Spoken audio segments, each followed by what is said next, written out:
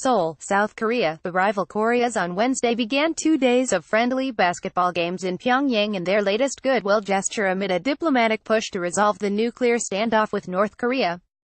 Players from North and South Korea were mixed into two teams that competed against each other at the North Korean capital's Ryugyong Gymnasium. A capacity crowd of 12,000 at the arena applauded as the two women's teams, dressed in white jerseys that read "Peace" and green jerseys that read "Prosperity," marched onto the court holding hands. Team Prosperity defeated Team Peace 103-102, with North Korea's Ro Suk-young scoring 18 points, according to pool reports.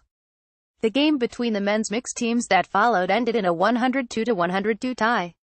The South Koreans will play against the North Korean men's and women's teams on Thursday before returning home on Friday. The games precede a visit to North Korea by U.S.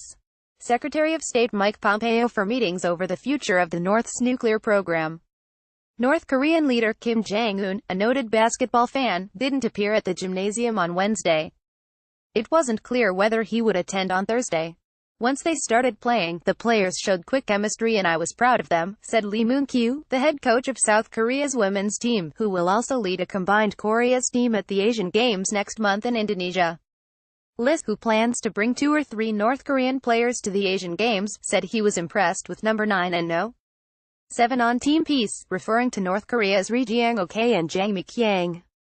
North Korea's sports minister, Kim Il-guk, said in a speech that the games reflect the revered determination of the leaders of the North and South to bring forward the future of a self-reliant unification. The South Korean delegation, including 50 players and government officials, arrived in Pyongyang on Tuesday on 2 military aircraft.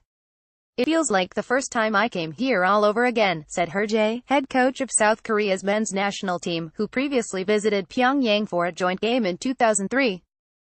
A former guard whose 2 sons are among the players who traveled to the North, talked about his friendship with retired North Korean player Ri Myung-hun, a 7'9", 2.35-meter center who anchored the country's national team during the 1990s and early 2000s.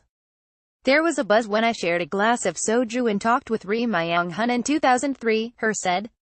Ri did not attend a dinner reception for South Korean players on Tuesday, and it wasn't immediately clear whether he was at the games on Wednesday. The exchanges are the latest result of a diplomatic outreach to the South that Kim announced during his annual New Year's speech.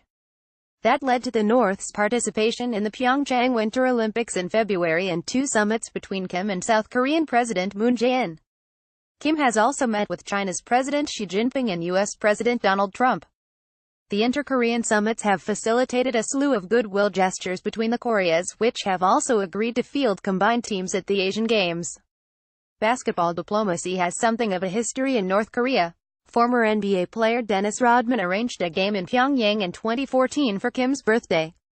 South Korea's Hyundai Business Group built a basketball stadium in Pyongyang during a previous era of rapprochement between North and South Korea, and a joint game was played there in 2003.